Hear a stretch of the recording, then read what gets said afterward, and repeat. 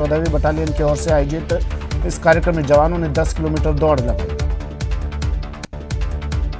और बड़ी खबर जयपुर से, शिप्रा पथ इलाके में लूट की खबर। डेयरी संचालक से 6 लाख की लूट की वारदात। बड़ी खबर इस वक्त की, जयपुर में शिप्रा पथ क्षेत्र में लूट की वारदात को अंजाम दिया गया है। डेयरी संचालक से 6 लाख की लूट की वारदात को अंजाम दिया गया। सौरभ गृहस्थी मेरे सहयोगी हमारे साथ फोन लाइन पर जुड़ गए हैं। सौरभ, किस वक्त ये वारदात हुई, क्या जानकारी, जिसने इस वारदात को अंजाम दिया उनका पता चल पाया कुछ? देखिए, अभी ये जानकारी मिल पाई है कि शिप्रापत थाना क्षेत्र के थड़ी मार्केट क्षेत्र में ये घटना हुई है और जहां पर एक डेयरी कलेक्शन एजेंट होता है जो तमाम अलग अलग एजेंट बूथ पर जाकर जो है वो कलेक्शन करता है। उसके पास एक बैग था और उसमें करीब 6.5 लाख रुपए थे। वो जब थड़ी मार्केट से गुजर रहा था, इस दौरान पीछे से 3 बाइक सवार आए और पहले उसके सर पर वार किया और फिर उसका बैग जो है वो छीन कर ले गए हैं। सूचना मिलने के बाद शिप्रापत थाना पुलिस जो है वो एक्टिव हुई है और फिलहाल थड़ी मार्केट और आसपास के क्षेत्रों में नाकेबंदी जो है वो की है और आसपास के क्षेत्रों में सीसीटीवी फुटेज जो है वो देखे जा रहे हैं कि आखिर कौन 3 बाइक सवार थे और जिन्होंने इस घटना को जो है वो अंजाम दिया है। पुलिस शुरुआती जांच जो है वो पुलिस ने अभी शुरू कर दी है और अभी तक जो बदमाश थे उनके बारे में पुख्ता जानकारी पुलिस को नहीं लग पाई। हालांकि पुलिस जो है वो नाकेबंदी कर तलाश कर रही है। जी चलिए, शुक्रिया सौरभ तमाम जानकारी के लिए। तो डेयरी कलेक्शन एजेंट से लूट की वारदात, बाइक सवार 3 बदमाशों ने इस वारदात को अंजाम दिया है। 6.5 लाख रुपए की लूट की वारदात, शिप्रापत थाने के थड़ी मार्केट की यह घटना। डेयरी कलेक्शन एजेंट से हुई लूट। अजमेर के किशनगढ़ से बड़ी खबर आ रही है। ऑयल फैक्ट्री में पुलिस ने दबिश दी है। भारी मात्रा में ऑयल यहां से पकड़ा है। ऑयल का कारखाना पिछले लंबे समय से यहां चल रहा था। नकली ऑयल बनाने की शिकायतें यहां पर मिल रही थी। टीम ने मौके से सैंपल ले लिए हैं। पुलिस उपाधीक्षक पार्थ शर्मा, मदनगंज थाना प्रभारी राजवीर सिंह मौके पर मौजूद हैं। अनिल पेट्रो लुबे प्राइवेट लिमिटेड के नाम से ये फैक्ट्री संचालित है। अभिजीत मेरे सहयोगी हमारे साथ फोन लाइन पर जुड़ गए हैं। ऑयल फैक्ट्री पर पुलिस की दबिश। अभिजीत, काफी समय से शिकायत मिल रही थी, अब ये कार्रवाई की गई है? देखिए सुमित, बिल्कुल किशनगढ़ के खोड़ा गणेश मंदिर इंडस्ट्रियल एरिया में ये फैक्ट्री है, ऑयल फैक्ट्री है, जिसकी लगातार शिकायतें मिल रही थी कि लुब्रिकेंट की आड़ में ये लोग नकली डीजल बना रहे हैं। इसकी शिकायत मिलने पर आज सुबह जो जयपुर स्पेशल टीम है, अतिरिक्त पुलिस आयुक्त अजयपाल लांबा के निर्देशन में जो क्राइम ब्रांच इंस्पेक्टर हैं लखन खटाना, उनके निर्देशन में इस पूरी कार्रवाई को अंजाम दिया जा रहा है। मौके पर जो स्थानीय पुलिस है उसकी इमदाद भी ली गई है। सीओ किशनगढ़ पार्थ शर्मा और मदनगंज थाना पुलिस भी जो है वो मौके पर है। फिलहाल पुलिस जो है ज्यादा डिटेल शेयर नहीं कर रही, क्योंकि ये जयपुर पुलिस की कार्रवाई है। कार्रवाई पूरी होने के बाद एक प्रेस नोट को जारी किया जाएगा। लेकिन जरूर कंफर्म यहाँ पर लंबे समय से शिकायतें मिल रही थी कि लुब्रिकेंट की आड़ नकली डीजल जो है। ठीक है, शुक्रिया अभिजीत तमाम जानकारी के लिए। किशनगढ़ से बड़ी खबर है। अजमेर की किशनगढ़ से ऑयल फैक्ट्री पर पुलिस की दबिश। आज से 4 दिनों तक कृषि उपज मंडियां बंद रहेंगी। 28 अगस्त तक मंडियों में व्यापार बंद रहेगा। केंद्र सरकार के अध्यादेश के विरोध में यह फैसला लिया गया है। सेस कृषक कल्याण शुल्क भी व्यापारी नहीं चुकाएंगे। आगामी फैसले तक ये शुल्क अदा नहीं करेंगे। खाद्य पदार्थ व्यापार संघ का ये फैसला। 28 अगस्त को फिर से बैठक होगी। एक दिन मंडियां 21 तारीख को बंद रख इन्होंने विरोध जताया था। केंद्र सरकार के अध्यादेश के विरोध में मंडी व्यापारी आर पार के मूड में नजर आ रहे हैं। प्रदेश की सभी 247 मंडियों में आज से 28 अगस्त तक व्यापार बंद रहेगा। मंडी व्यापारियों ने 21 अगस्त को भी अपना कारोबार बंद रखकर विरोध जताया था। अब 28 अगस्त को फिर से संघर्ष समिति की बैठक होगी, जिसमें आंदोलन की रूपरेखा तय होगी और इसमें बंद को आगे बढ़ाने का निर्णय भी लिया जा सकता है।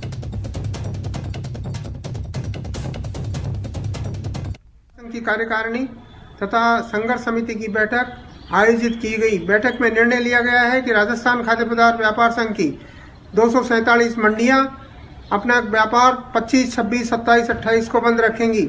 ये आंदोलन हम भारत सरकार के द्वारा जारी किए गए 5 जून 2020 के अध्यादेश के विरुद्ध में कर रहे हैं। 6 जून से ये हमारा संघर्ष जारी है।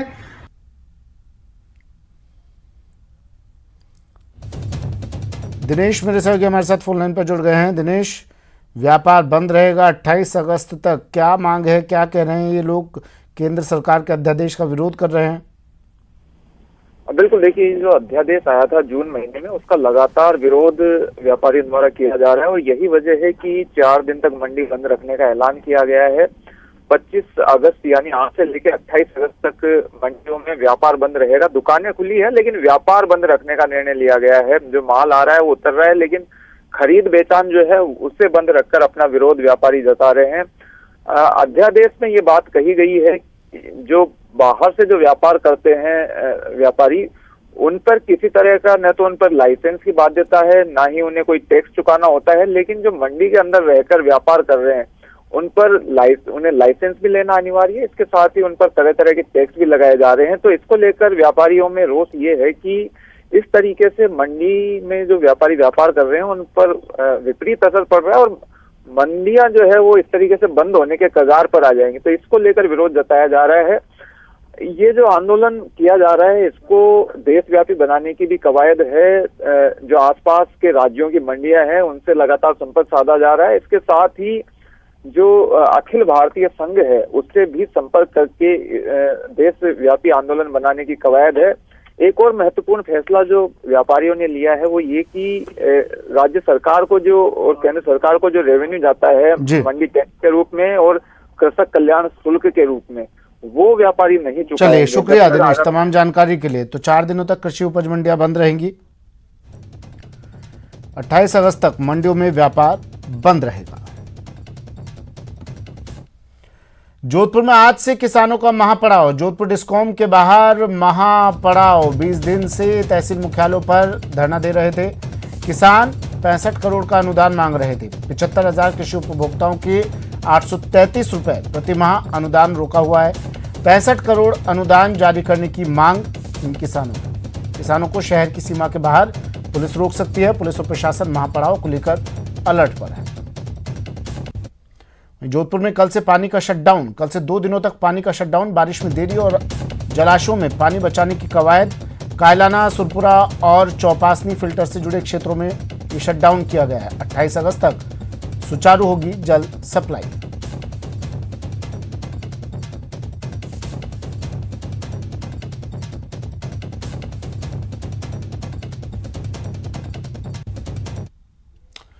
राजस्थान में मदरसा बोर्ड के एक्ट को अब कानूनी मंजूरी मिल गई है। 17 साल के लंबे इंतजार के बाद एक्ट को मंजूरी मिली है। न्यूज़ 18 ने लगातार खबरों को गंभीरता से उठाया था ताकि मदरसों में बुनियादी तालीम का ढांचा सुधर सके। वहीं अब कानून को मंजूरी मिल गई है।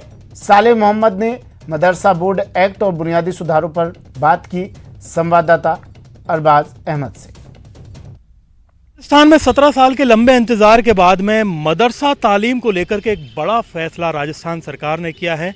आज राजस्थान के अंदर विधानसभा में बाकायदा मदरसा तालीम के लिए एक्ट को पास कर दिया गया है। यानी राजस्थान के तमाम मदरसों को अब संवैधानिक दर्जा मिल गया है। न्यूज़ 18 ने इसके लिए पिछले लंबे अरसे से खबरें चलाई, मुद्दा बनाया, लोगों से, सरकारों से इस बात की डिमांड की कि जो मदरसा तालीम है उसे मजबूत किया जाना चाहिए। जो राजस्थान के अल्पसंख्यक मामलात मंत्री हैं सालेह मोहम्मद, वो हमारे साथ में मौजूद। साहब, एक बड़ा काम अगर देखा जाए, मदरसों की शुरुआत राजस्थान में आप लोगों ने की थी। अब उस तालीम को जो संवैधानिक दर्जा है यानी कॉन्स्टिट्यूशनल हैसियत है वो आप लोगों ने दिलवा दी है आज।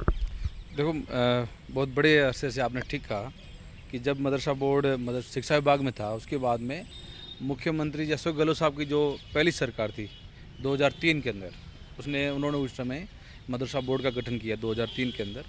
और उनका उद्देश्य यही था कि जो मदरसे हैं उनमें दीनी तालीम के साथ में दुनिया की तालीम जो है उनको अच्छी तरह दे सके, गुणवत्ता के साथ दे सकें। तो उसके लिए इस बोर्ड का गठन करने का उद्देश्य था। और आज 17 साल बाद में, बहुत लंबा अरसा हो गया और लगातार राजस्थान के लोगों की हमेशा ये डिमांड रही कि एक वैधानिक दर्जा मिलना चाहिए, इसके लिए एक्ट बनना चाहिए। और जब मेरा कार्यकाल लगभग 1.5 साल का हुआ है और मैं जब बना था उस समय मैं चाह रहा था कि मदरसों को वैधानिक दर्जा मिलना चाहिए और लगातार हमारे प्रयास जारी रहे और मैं समझता हूँ आज हमें कामयाबी मिली है।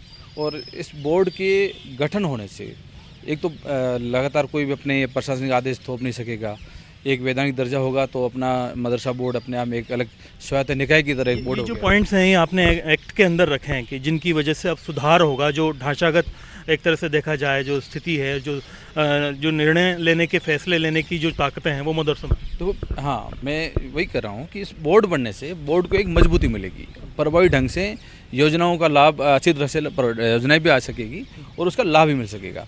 और सबसे बड़ी बात कि मैं हमेशा चाह रहा था कि जैसे प्राइमरी अपर प्राइमरी तक तो मदरसे हैं, पर कुछ मदरसों ने शिक्षा विभाग से सेकेंडरी और हाई सेकेंडरी तक लिया है। तो मैं चाहता था कि क्यों नहीं मदरसों का एक अपना बोर्ड बने और आने वाले टाइम में खुद अपने बोर्ड बनाए, अपना पाठ्यक्रम बनाए, पाठ्य पुस्तक अपना निकाल सके। तो ये सब चीज़ें मेरी थी डिमांड। तो राजस्थान मदरसा बोर्ड के लिए एक बड़ा ऐतिहासिक पल है।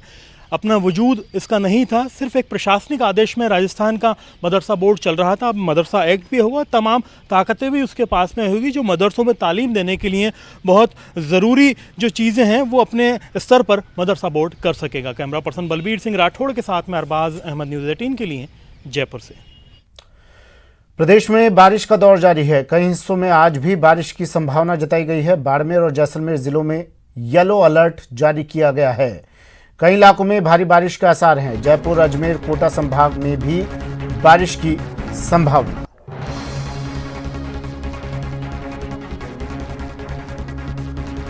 बाड़मेर, जैसलमेर जिलों में येलो अलर्ट, भारी बारिश के आसार। मौसम विभाग ने चेतावनी जारी की है। जयपुर, अजमेर, कोटा संभाग में भारी बारिश की संभावना।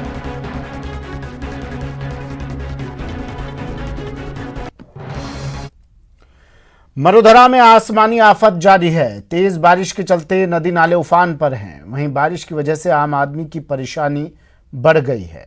मौसम विभाग ने फिर भारी बारिश का अलर्ट जारी किया है। चंबल से सटे गांवों को प्रशासन ने सुरक्षित स्थान पर जाने के निर्देश जारी किए। वहीं करौली में चंबल नदी उफान पर है। प्रशासन ने अलर्ट जारी किया है। चंबल से सटे गांवों में अलर्ट, लोगों को सुरक्षित स्थान पर जाने के निर्देश दिए गए हैं।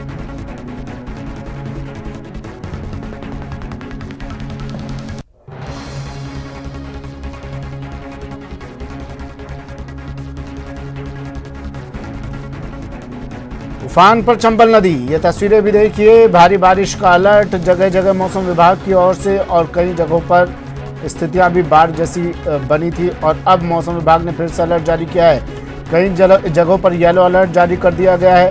करौली में चंबल नदी उफान पर है। चंबल से सटे गांव में अलर्ट जारी किया है। लोगों को सुरक्षित स्थान पर जाने के निर्देश दिए गए हैं।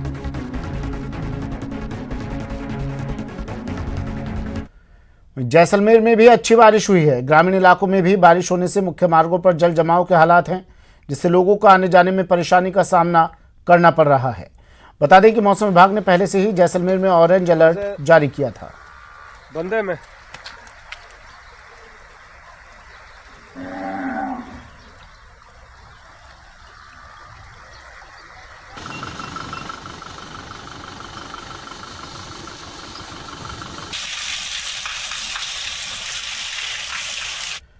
राजस्थान पुलिस में शामिल होने के लिए इंतजार कर रहे करीब 17 लाख उम्मीदवारों को अभी और इंतजार करना पड़ेगा।